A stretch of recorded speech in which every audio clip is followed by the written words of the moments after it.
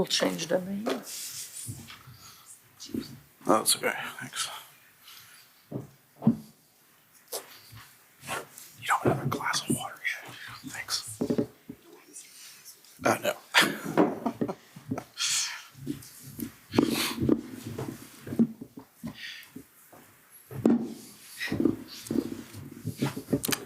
Thank you. Mr. Chong, do you wish to be affirmed or sworn?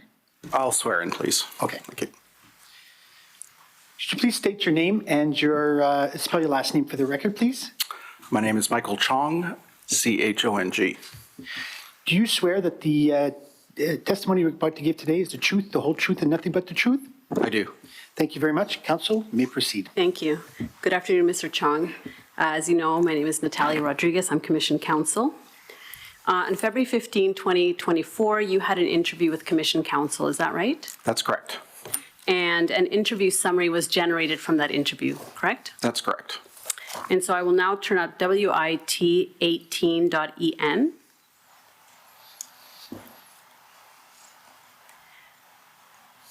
And this is the summary that was generated from your interview. Is that correct? That is correct, but I have one clarification in paragraph 20. It's a minor one, but I think it's an important one. Sure. Let's go there now.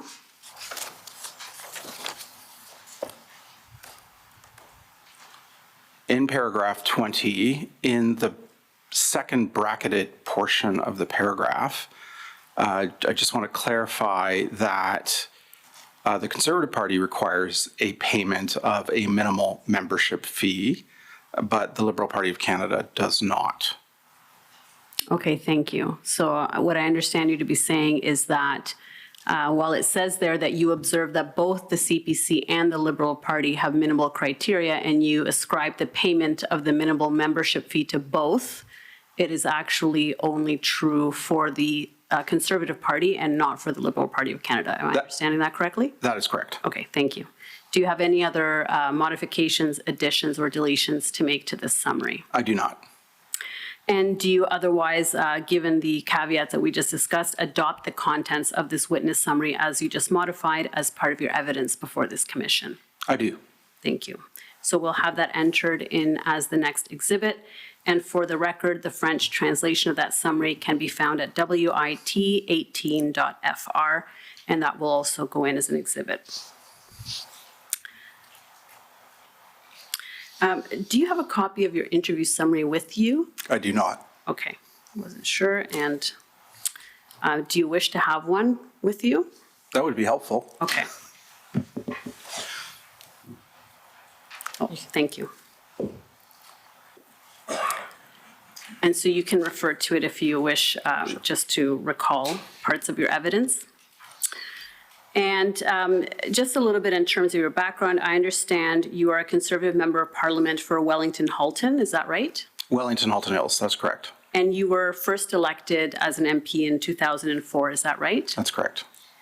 And you entered the federal cabinet of Prime Minister Harper in 2006, is that right? That's right. And currently you're the Shadow Minister of Foreign Affairs for the official opposition, is that right? That's right.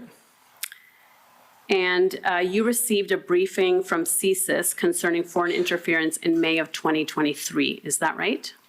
That is correct. Okay, and so the subject matter of that briefing will be dealt with in stage 2 of the commission's process. So I won't be asking you any questions about that, but I just wanted to clarify that you did in fact receive a briefing in May of 2023. Correct. Okay. And so would you agree that you follow events in Hong Kong and mainland China fairly closely, or policy issues that relate to Hong Kong and mainland China? Yes, I would agree with that. And why is that? Well, it's for the reason that I'm the spokesperson for the Conservative Party on foreign policy.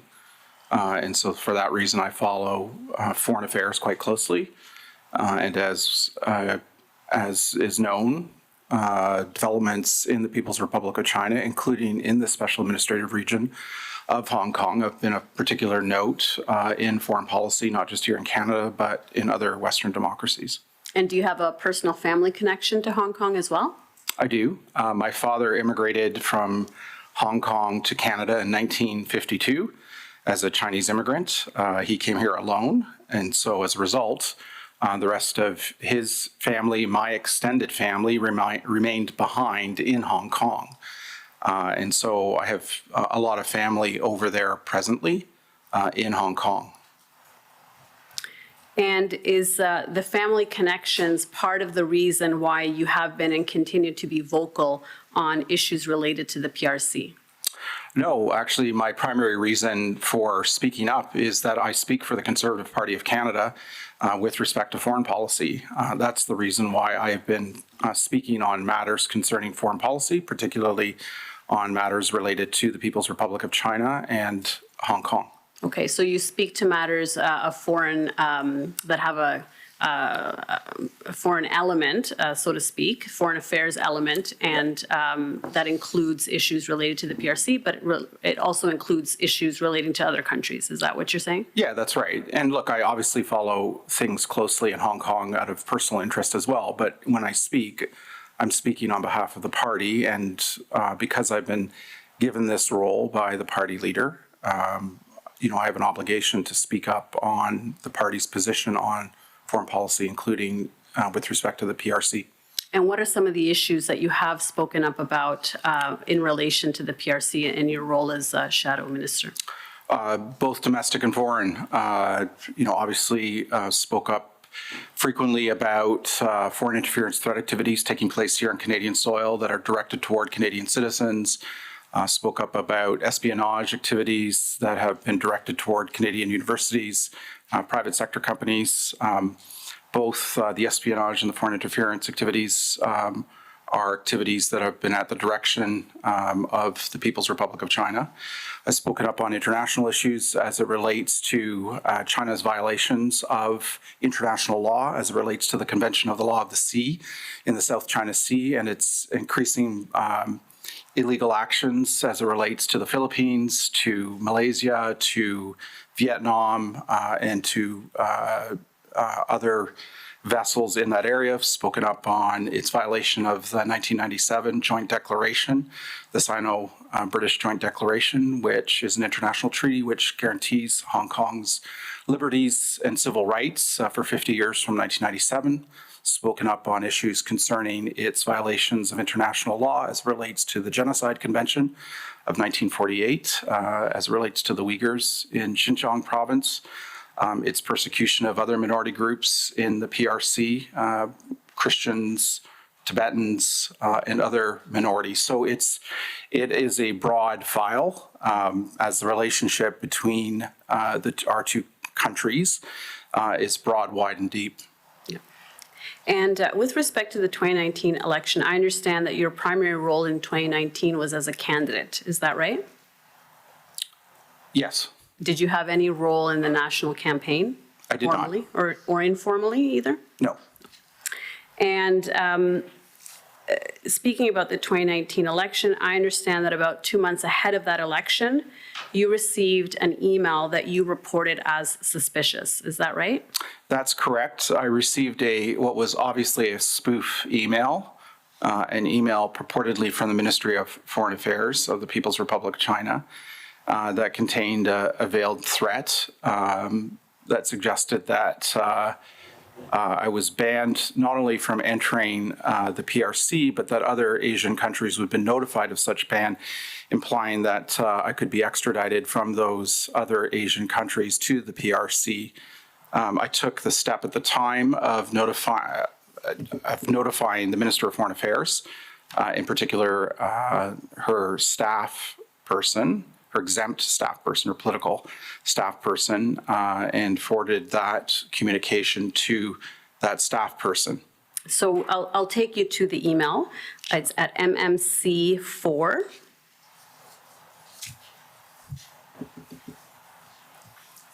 If you can scroll down a little bit. Okay, thank you. So is this the email that you received? It is. Okay, and it's dated August 23rd, 2019. That's correct. And it purports to be from someone named Zhang Shan. Do you know this individual? I do not. Okay. and we can see it's coming from a Gmail account. Yes.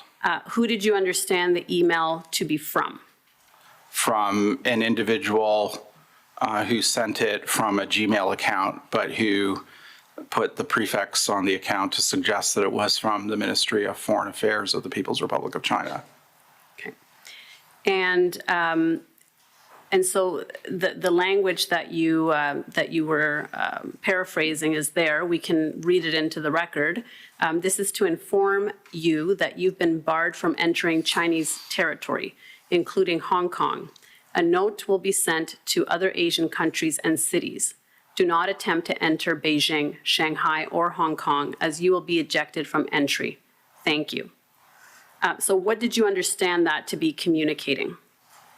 My understanding was that an individual had decided to email me a veiled threat. What I wasn't certain about was whether or not this was a proxy agent acting on behalf of the government of the PRC, or whether this was simply somebody freelancing. And what did you do when you received this? What steps did you take, if any?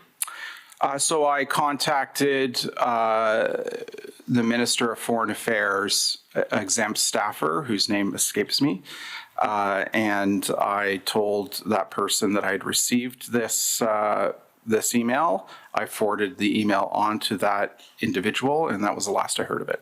So we'll go to that email. It's at MMC5. Prior to that, I have just one question on the email received on August 23rd. Can we go back to, there we go.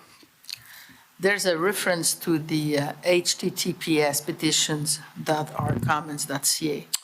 Oh, yes. Can you tell me what it's all about? Yes. So, if you know, yes, if you know. I don't know the specifics of this petition. I can't recall, but it would be available to the commission on the ourcommons.ca website. Ourcommons.ca website is a URL of the Parliament of Canada. It's several years ago, approximately 10 years ago, Parliament allowed for established e-petitions, electronic petitions, which is a way that individuals can start an online electronic petition. I can't recall the exact nature of this petition, but it probably had something to do with the People's Republic of China. Yeah. Okay, thank you. So if you can go to MMC5. If we go to the last page. Okay, so that's the email that you received. And then it looks like you forward it on to someone and you say, as discussed, regards Michael, that's you.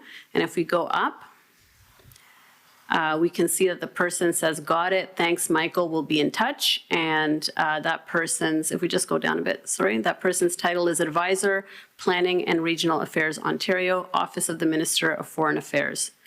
So this is the person that you sent this correspondence to, right? That's correct. And the person says, got it, thanks, Michael, we'll be in touch. Did you receive a response to this? No, I don't believe I did. Okay. And did you report this to the leadership of the party, the fact that you had received this email and you were forwarding it on? No. And are you aware of any investigation that was done and any outcome as a result based on the fact that you reported this up? I am not aware of any, I'm not aware of any investigation that was done as a result of me forwarding the email to the Minister of Foreign Affairs. The RCMP, as you know, subsequently did do an investigation of this particular email, but that was some time later. Okay, and that's because you forwarded it on to the RCMP as well? No, that's because the RCMP contacted me in May or June of last year, asking me to sit down with them to outline any potential foreign interference threat activities that may have been directed at me over the last several years, one of which pieces of information I gave them this. Right, but at this time then, you reported this to the Minister of Foreign Affairs and nothing came out of it from your perspective? No, that's correct. I never heard anything else about it. And the reason why I reported to the Minister of Foreign Affairs, I thought it's the Minister of Foreign Affairs who would want to let her Chinese counterpart know that somebody is spoofing their Ministry of Foreign Affairs communications account purporting to act on their behalf. Right, and so prior to this, this incident, did you have a sense of who you should be reporting such incidences to? No. Okay, so, but as you've said, this was reported to the Minister of Foreign Affairs because you thought she could then advise her counterpart. Yeah, and I think yes, that's correct. And my thinking was, you know, she is a member of Parliament. She is the Minister of Foreign Affairs. That's the appropriate level for me to deal with, rather than trying to figure out some person deep in the bowels of the Canadian bureaucracy. Right, so this is a few weeks before the writ period that you received this email. At that time, who did you understand, or what did you understand to be the process for candidates to report suspicious activities to throughout the campaign? I wasn't aware of any process. Okay. Were you ever briefed in 2019, either prior to or during the election, as to who you should be reporting instances of suspected or possible foreign interference as a candidate, either during the campaign or preceding the campaign? No. And were you ever informed as to what type of activity should be reported as suspicious or possible foreign interference? Sorry, was I? Were you ever informed as to what kind of activity constituted something that you should report as suspected or possible foreign interference? No one ever informed me before or during the 2019 election. Okay, thank you.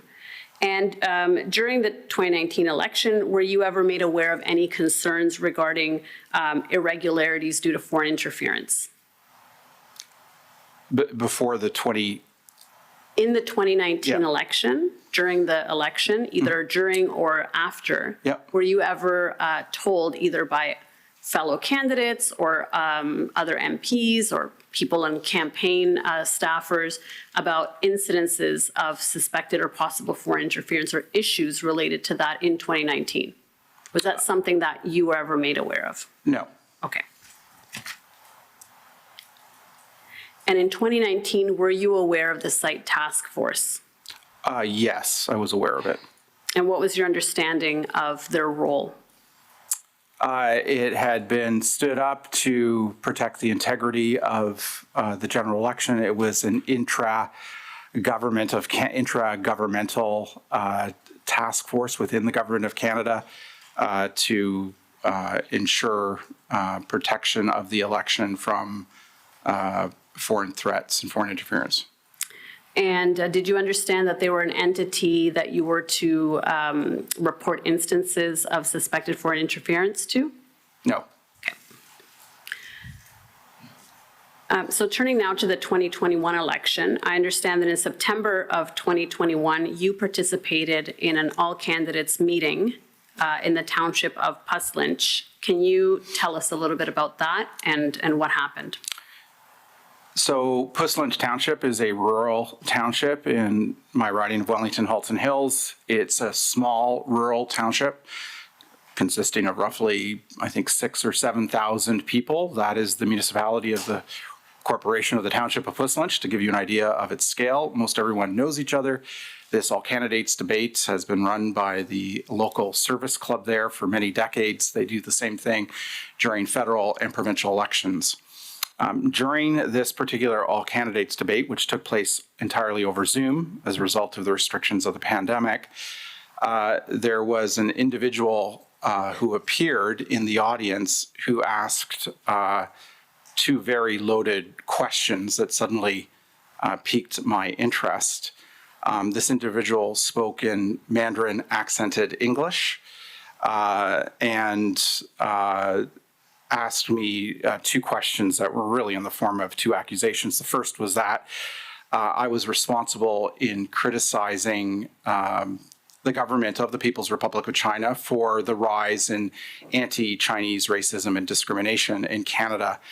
In that same question, the individual referenced that Han Dong had made a similar statement, and that Han Dong had said that those who are criticizing the government of the People's Republic of China are responsible for the rise in anti-Asian discrimination and hate in Canada. The second question focused on essentially accusing me of aping or mimicking American foreign policy, made that assertion that in the preamble to the question, and then formed the question along the lines of, shouldn't Canada have an independent foreign policy when it comes to the People's Republic of China? So that took place during the Puss Lynch All Candidates debate. I was taken by surprise when it happened. After the debate, we asked around if anybody had ever seen or heard of this individual. And to this date, no one has a clue who this individual or person is, which is particularly surprising because Puss Lynch Township is a very small, tight-knit rural community. And so to this day, we don't know who this individual is. And this may be obvious, but is there a large Chinese community, Chinese-Canadian community in Puss Lynch? No, there's not.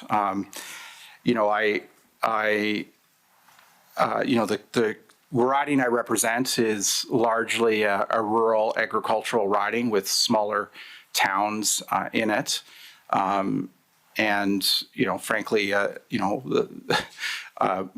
my father and my family are one of the few Chinese Canadians who live in the riding. I remember when I went to school in the riding, that I often was the only minority in the school or in the classroom. So there is not a significant Chinese community anywhere in the riding, and including Puss Lynch Township.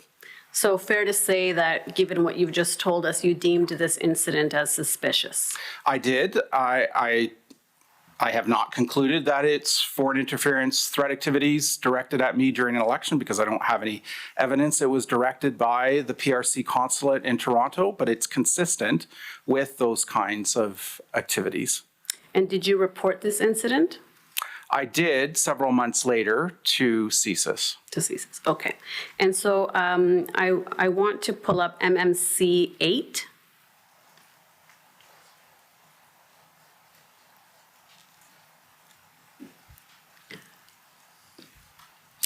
We can just go down a little bit. So this is dated December 14, 2023, and it's from the RCMP to you. And it says, this email is to provide an update on the RCMP investigation into the potential FAI emails received and an encounter Mr. Chong experienced. So when they say the encounter that you experienced, is that relating to this all candidates debate? That's correct. Okay. And the emails that I had received. Is that in relation to the spoof email that you received? That is correct. Okay. And in the second paragraph, it says that although the emails are antagonistic, they do not satisfy the elements of an uttering threats offense. So did you understand that this was kind of the conclusion of the investigation into the spoof email? Yes, I concluded that that was the end of the investigation. And then it says the individual from the virtual all candidates meeting cannot be identified as the list of registered participants was not retained by the organizers. And so you took this to be the end of the investigation into that incident. That's correct. And then it says, INSET GTA investigators have determined that the information provided, although compelling, is not actionable. This is to notify you of the conclusion of this file. So this was the response to the reported incidences that the complaints that you made with respect to those incidences. Well, to be clear, I did not initiate this RCMP investigation. This was Right. initiated by the RCMP as a result of reporting by the Globe and Mail and other publications earlier last year.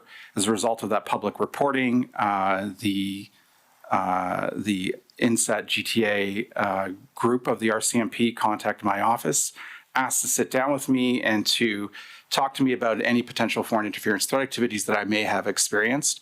And I provided them with the emails that I had received several years ago. I provided them with the details of the Puss Lynch All Candidates debate that took place in the last election. And they took some time to investigate, and they concluded their investigation with me in this email. Right. So when I said that you reported to them, meaning they asked you. That's right. To I did report- not to initiate. report to them. Yeah, I did not initiate Right. the contact with the RCMP. They Right. contacted. But these me. are the incidences that you felt were responsive to their request for any incidences that you deem suspicious. That's correct. And what I took of note there was that the two emails that I had received from outside of Canada were likely authored by the same person. So I thought that was new information to me that I had not previously realized. Okay, thank you. We can take that document down. Are you aware of any irregularities in the 2021 election as it pertains to foreign interference, or any possible irregularities? I am. Okay, and can you tell us about that? Well, I'm aware of what happened to former MP Kenny Chiu during that election. He indicated to me in conversation that he had been subject to large volumes of misinformation on online platforms, particularly Chinese language online platforms. Initially, he was uncertain as to the origin of that misinformation.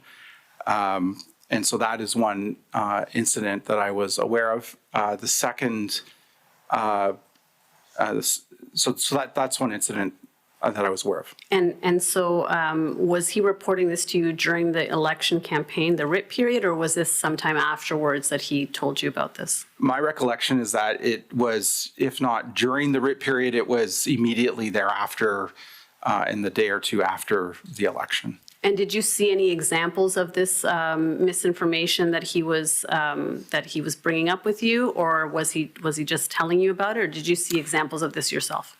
He was telling me about it. He was telling me about it. I did not. I'm not on Chinese language social media platforms, so I did not see that. But he was telling me about it. He was telling me that the misinformation was telling voters that all Chinese Canadians would have to register under a bill that he had proposed in the previous Parliament. He told me that many people were afraid to talk to him during the campaign. And after the election was finished, in the days after the election, it was clear in reviewing some of the preliminary data that had come in that there had been a drop in votes, a significant drop in votes from the previous two elections in the 2021 election in certain ridings with significant Chinese communities. Okay, thank you. And did anybody else speak to you about concerns during the 2021 election or about the 2021 election? Any other candidates other than Mr. Chiu? Just Mr. Chiu during and just after the election. Many other people spoke to me in the weeks and months after that. Okay, like who? I held a number of roundtables with the Chinese community in the Greater Toronto area and in the Greater Vancouver, in the Lower Mainland of Vancouver, to talk about policy generally, but also to do a review of what had happened in the previous election. So it was a broad-based set of roundtables with the Chinese community in particular to talk about what had happened. And so before we get to that, which I have some questions on that, I just wanted to confirm if any other candidates were raising concerns about issues within their riding other than Mr. Chiu. Yes, there were other candidates who raised concerns. Okay, like who? I heard from I heard from, I'm drawing a blank now. I heard from a former colleague from Markham. Mr. I am drawing a blank now on the name. It's Could it be Mr. Soroya? Yes, Mr. Bob Soroya. Yes, sorry. Bob Soroya contacted me during that campaign and before, during the campaign and afterwards as well to talk about what happened to him and suggested that there was some funny business going on in his riding. So that's another person that I did talk to. Okay, anybody else? I can't recall, but I believe I spoke, I can't recall exactly, but I believe I also spoke with a number of other people, former colleagues about this as well, but Okay. I can't recall. Okay, no problem. But I did definitely speak to Bob Soroya. Okay, thank you. Sorry, I forgot the name. That's fine. So you were telling us about a postmortem that happened after the election in which you solicited the views of Chinese Canadians about the Conservative Party and its policies. Is that right? That's correct. And who organized these roundtables? I did, in my office. Were there other MPs involved? Yes, I co-hosted the roundtables with, I believe it was former MP Bob Soroya, with former MP Kenny Chiu, former MP Alice Wong. I believe those were the three people that I co-hosted the roundtables with. And these took place in the Greater Toronto area and the Greater Vancouver area, is that right? That's correct. Okay. And what kind of feedback did you hear from Chinese Canadians? I heard a wide range of feedback from these Chinese Canadians. First, I heard that many of them were subject to vast volumes of disinformation. They highlighted how conservative policies had been misrepresented in Chinese language media, on Chinese language media social platforms. They also talked about how regulated broadcasters in Canada, regulated under the CRTC, in particular, radio broadcasters were getting editorial direction from owners not to speak to or even utter Kenny Chiu's name on air. I heard that one radio station in particular, I believe was AM 1320, I believe is the call sign, in Vancouver, instructed two of their on-air broadcasters not to either interview or say Kenny Chiu's name on air. One of them interviewed Kenny Chiu and was terminated, I was told, from his show, and the other person mentioned Kenny Chiu's name on air and had his hours significantly reduced. We also heard during the roundtables about how the PRC often has a stronger presence in many Chinese communities in Canada than does the government of Canada. And that this is in part why the community is often, parts of the community are so fearful, because they don't see a presence from the government of Canada, but they do see a large presence from PRC officials, including diplomatic and consular officials, from the missions of the PRC here in Canada. We also heard, that's what I can recall right now. Yeah. Sure, and I'll take you I don't have the letter in front of me, but it's. Well, I'll take you to the letter. Okay. Probably should have done that first. It's MMC 9. And this is a letter that you wrote addressed to Mr. O'Toole, who was the party leader at that time, and it's dated December 21st, 2021. Mm-hmm. And my understanding is that this letter summarizes some of the feedback you heard from these roundtables and laid out what you were hearing from Chinese Canadians in these roundtables. Is that right? That's correct. Okay. And if we go down a little bit, I would just note that there are some redactions there. Can you explain the basis for those redactions? Yeah, some of that is information related to staffing in the office of the Leader of the Opposition, which for those reasons I asked that my staff redact that portion of the document. So fair to say it's not relevant to the terms of reference of this commission, is that correct? That's correct. Okay, thank you. Does it fairly reflect some of the issues or feedback that you were hearing from Chinese Canadians in these roundtables? Yes, it does. Okay, thank you. We can take that down. Is it your understanding that the Conservative Party lost seats in the 2021 election due to foreign interference? I would say that the Conservative Party was affected in about half a dozen ridings by the foreign interference threat activities directed by the government of the People's Republic of China. And what do you base that understanding on? I base that on a number of analyses that have been done subsequent to the 2021 election, 3 analyses in particular.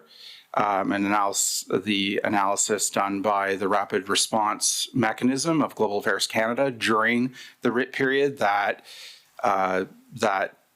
indicated that the Chinese Communist Party was likely behind the disinformation operations conducted against MP Kenny Chiu during that campaign. I base it on the Digital Forensic Lab analysis done by the Atlantic Council in November of 2021 that went through the various social media posts that had been posted during the election and came to a similar conclusion. And thirdly, I based it on the analysis of the research done by Canada Research Chair at McGill University, Dr. Benjamin Fung and his associate. I also based it on my own analysis of the drop in turnout for Conservative candidates in these half a dozen ridings during the 2021 period, which was a marked change from previous elections. I base it on the firsthand accounts of former colleagues like MP Kenny Chiu, MP Bob Soroya, MP Alice Wong, and others. And I base it on some of the accounts of what happened in the roundtables that I hosted subsequent to the 2021 election. So that's what I base it on. And would you have done anything different as a candidate either in 2019 or in 2021 had the information that has now come out or that you now know, had you known that then? Absolutely. What would you have done? When I became aware last May that the PRC was directly targeting me, the first thing that crossed my mind is, had I known that in the previous election, I would have hit record on the Zoom all candidates debate in Puss Lunch. You know, I have been aware of foreign interference threat activities for years now. CSIS provided me with a briefing on foreign interference threat activities in the summer of 2021. But it was a briefing of general application, and a lot of what I had been briefed on was I had already known and was widely known in the public realm. I never knew at that juncture, nor did I during the last election, that I was actually being clandestinely, coercively, and corruptly targeted by the government of the PRC here on Canadian soil. And had I known that, I would have gone on high alert during that election. And when that, things like that loaded question was asked of me during the Puss Lunch all candidates debate, I most certainly would have pressed record on that all candidates debate. I slowly came to the realization many months afterwards that that event may have been a foreign interference threat activity, but it wasn't really until I became aware last year that I was directly being targeted that, I realized that, I should have hit record. And so, yes, I would have done things differently had I known that. So I understand that there's probably other things you would like to tell us that relate to stage 2 of our mandate, but my question is there anything else that we haven't covered related to stage 1, which specifically involves the 2019 and the 2021 federal elections that you have not had a chance to tell us? Yeah, I think I'll finish by saying this. I think the government of Canada's lack of transmission of information to individuals who are being directly targeted by foreign interference threat activities is actually leading to an increase in racial profiling in Canada.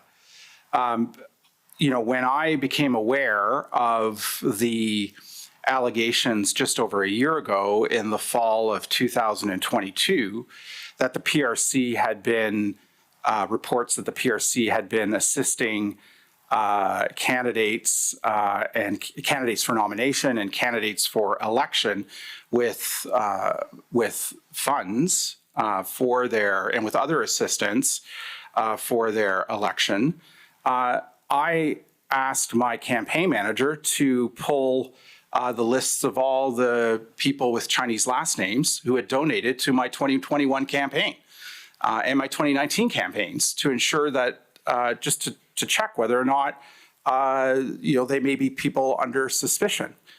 We concluded that they weren't because we knew each and every one of them. But the fact that I did that is an example of racial profiling or ethnic profiling that is a result of the government of Canada's lack of transparency about the intelligence they have concerning agents and proxy agents here in Canada that may be targeting our democratic institutions. And this is what elected officials like myself and candidates in an election have had to resort to because we are not given this sort of intelligence. And so,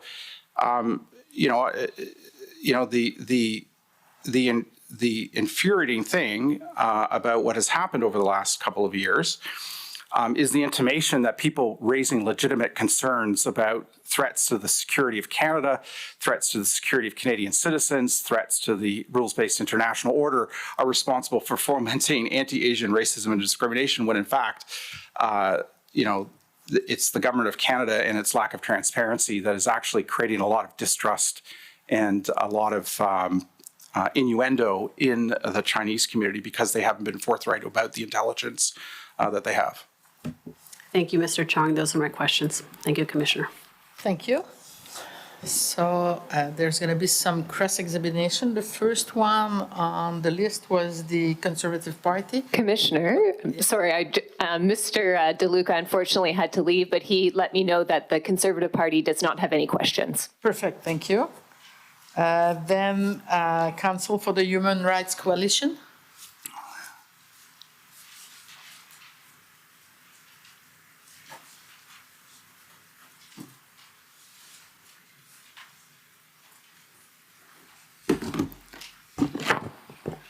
Hello, Mr. Chong.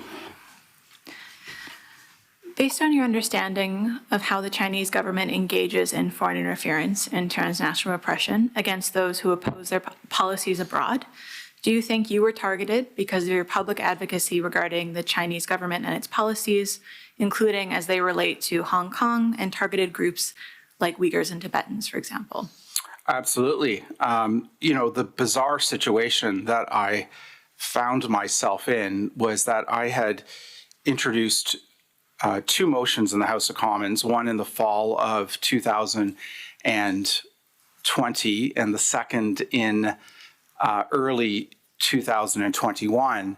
The first related to the threat that Huawei presented to Canada's national telecommunications network and called on the government to ban Huawei from our national telecommunications network and to bring forward a plan to combat foreign interference threat activities here on Canadian soil. That first motion was adopted by Parliament in late 2020. The second motion concerned the evidence that had accumulated by that point in early 2021 that the government of the PRC was committing a genocide against the Uyghur Muslim minority population in Xinjiang province. That motion too was adopted by Parliament. What was so, what resulted from that second motion being adopted was the government of Canada, even though it had abstained from voting on the motion, took action based on the motion in concert with Western democratic governments in countries like the United Kingdom to impose sanctions on officials and entities in Xinjiang for their gross human rights abuses against the Uyghur Muslim minority. I subsequently was sanctioned for the government of Canada's sanctions on individuals and an entity in Xinjiang. I'm not the government of Canada. I am part of the official opposition. And so that's how I ended up being sanctioned by the PRC for the government's actions in respect of human rights abuses in Xinjiang. And based on your experience as a target, what information do you think targets or potential targets of foreign interference or transnational repression as it relates to elections need from intelligence agencies in order to take appropriate precautions? They need information.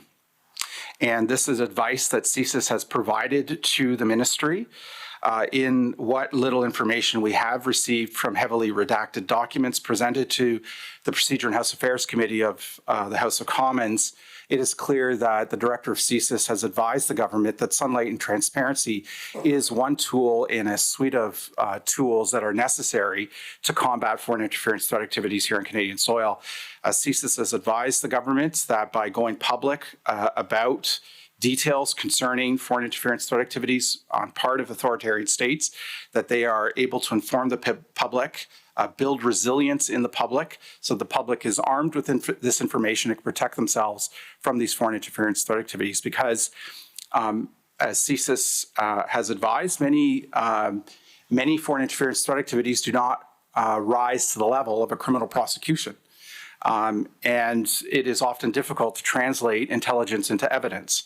And so using the criminal code, using criminal law to prosecute these threat activities isn't always the most effective way to combat them. So one way to combat them that in the advice that has been given by experts to the government is to use sunlight and transparency to arm the public with information so that they can protect themselves. And we're seeing that increasingly in the Five Eyes Alliance, but we've not seen it as much here in Canada. It's my understanding that you would have taken preventative actions if you had been warned that you faced specific threats. In addition to recording the all candidates meeting on Zoom, what other precautions would you have taken? Well, I am an MP who represents a riding that is partly in the Greater Toronto Area. As a result, I'm often in downtown Toronto. I'm often at the University of Toronto talking to experts in a range of policy areas at the Munk School of International Affairs, which happens to be located at St. George and Bloor Street. And just up the street, a mere matter of blocks, is the PRC consulate where this particular diplomat, Mr. Wei Zhou, worked. So it would have been nice to know that this individual was targeting me so that I could have at least been aware of my surroundings and to ensure that nothing nefarious was going on. So those are the kinds of things that I think elected officials and Canadians more broadly need to be made aware of. If we're not aware of these things, we go about our business, not thinking about these things. And considering your experience, It's going to be your last question because your time is already exhausted. thank you. Considering your experience, you would agree that in addition to parliamentarians and their families, it's important that members of targeted diaspora communities in Canada are provided warnings in a timely manner when they face specific threats of foreign interference and transnational oppression. Absolutely, and that is currently the case in other Western democracies. In fact, when the case of Mr. Wei Zhou, the diplomat, the consular official who was declared persona non grata last year after a Globe and Mail report was made public, I had a number of foreign missions here in Ottawa expressed surprise to me privately that I had not been previously informed of this individual targeting me. That the protocol in place in these other Western democracies is that elected officials, even elected officials in opposition, elected officials who are not in government, are regularly informed of threat activities directed toward them and their families by intelligence agencies. Thank you, Mr. Chung. Thank you. The AG?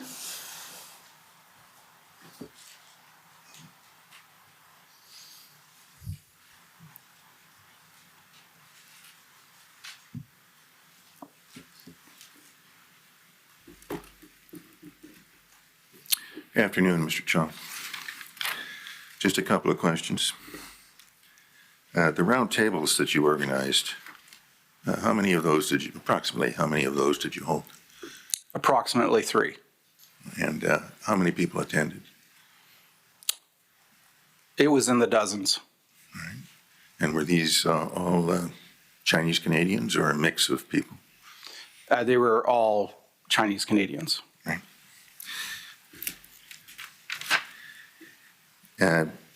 You mentioned that you had been aware of foreign interference for some time. And I think you talked about some meetings with CSIS. Now we apparently are going to hear in the next stage of the inquiry about, or more about a briefing that you had, a classified briefing in or about June of 2023, May, June of 2023. I did not have a classified briefing. You never had a classified briefing? No, in May of 2023, Yeah. Director David Vigneault declassified under threat reduction measures a paragraph of the intelligence assessment of July of 2021.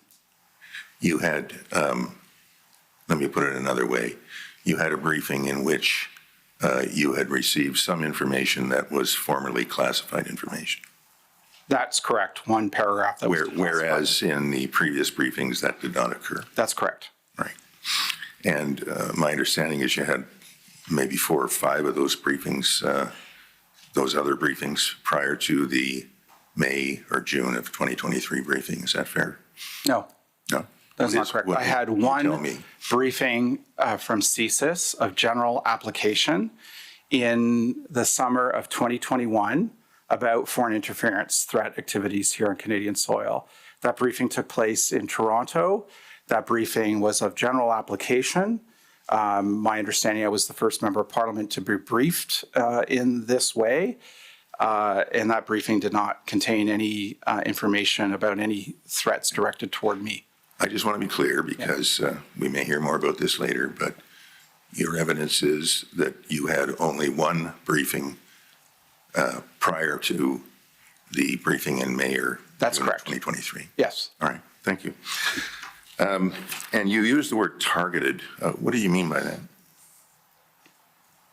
You said you were targeted. You became aware that you were targeted. What do you mean by targeted? So what I mean by that is a consular official by the name of Mr. Wei Zhou, who was accredited by the government of Canada and accorded rights that ordinary Canadian citizens do not have, diplomatic rights under the Vienna Convention, that it shield them from certain types of prosecutions that Canadians are not afforded to, was gathering information about me and my family to pass along to the Ministry of State Security, which is the ministry in Beijing responsible for Beijing's secret police, in order to potentially further target me and my extended family.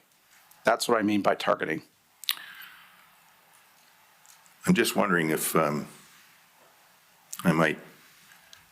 Do you understand you're coming back for the next phase of this inquiry? Because I do not know I've been called as a witness for the next part of the inquiry, but I understand I've been given standing for the next part of the inquiry. There's some nodding of heads over here, so I think maybe I'll take that as a sign that we may have another opportunity to explore this when. Sorry, excuse me, Commissioner. The nodding of heads is to agree with Mr. Chong's assessment that we have not determined witnesses for stage 2, but he does indeed have standing for the entire phase one, phase two, stage one, stage two of the commission's proceedings. I'm not sure how helpful that is, but thank you. And sorry, just to clarify, the issues that are being brought up will be dealt with in stage two of the commission's fact-finding phase. Again, not sure how helpful it is, but thank you for the information.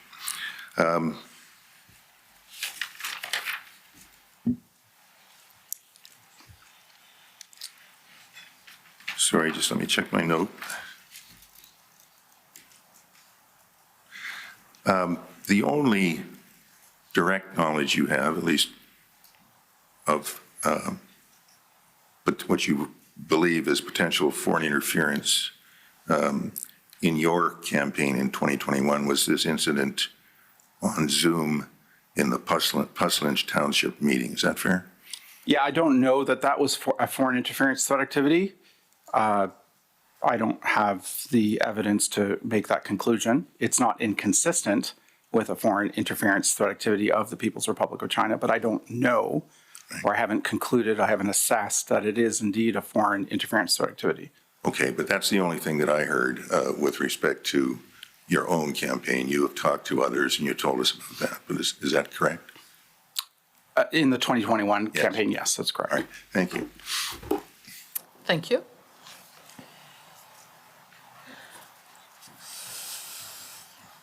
It's your colleague this time.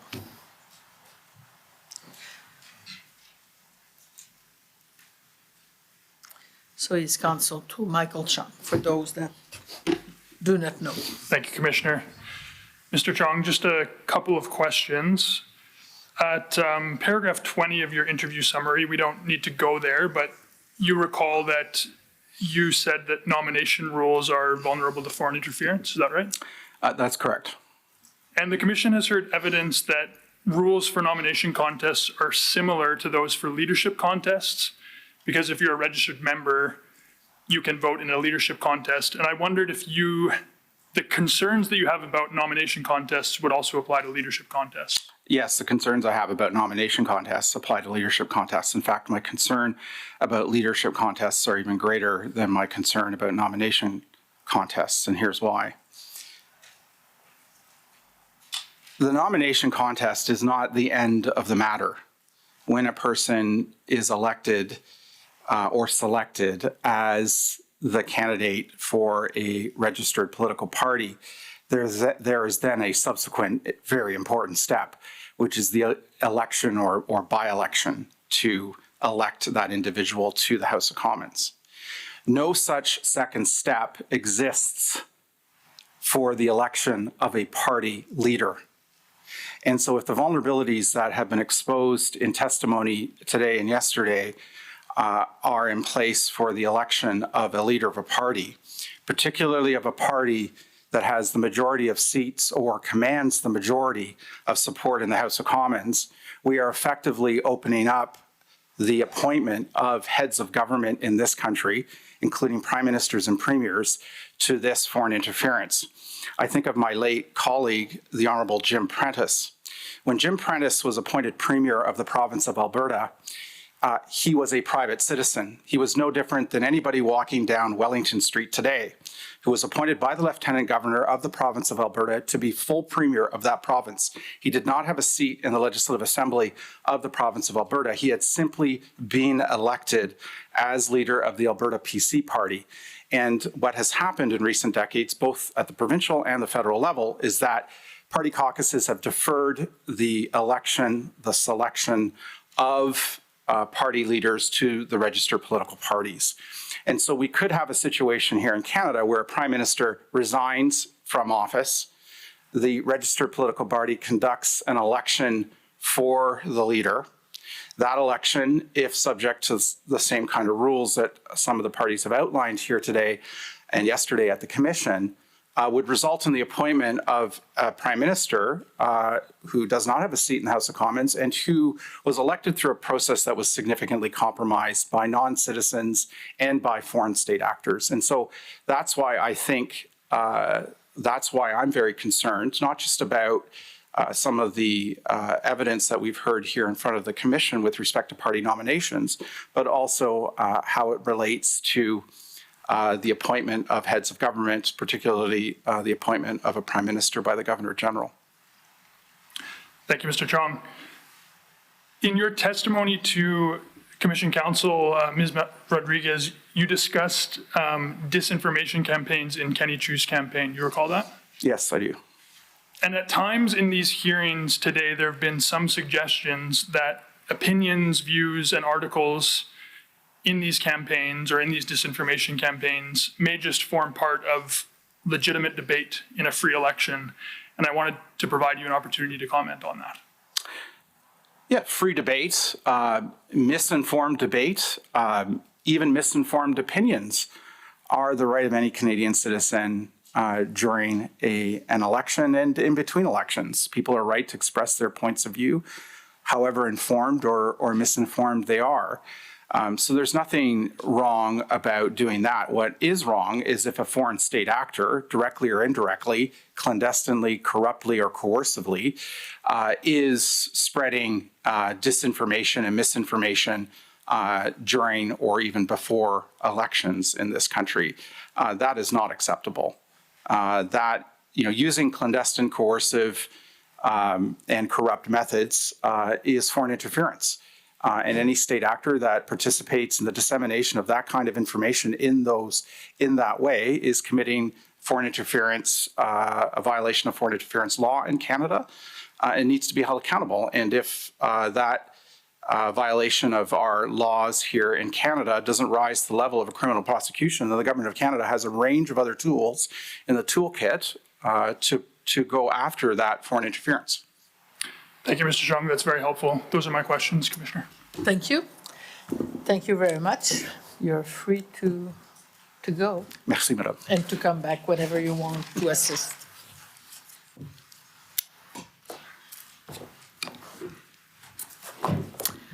So thank you all. We'll be in the same room tomorrow morning at 9:30, huh?